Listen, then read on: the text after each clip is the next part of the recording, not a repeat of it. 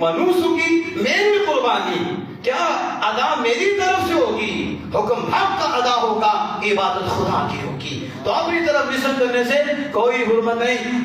تب نسبت کب حرام ہوتا ہے؟ اس وقت حرام ہوتا ہے جب جانور کو ذبح کرتے وقت وہ اللہ کا نام نہ لے، کسی بندے کا لے لے، بسم اللہ اللہ کا نام نہ لے۔ جب اس وقت غوث پاک کا نام لے تو جانور حرام ہو جائے گا۔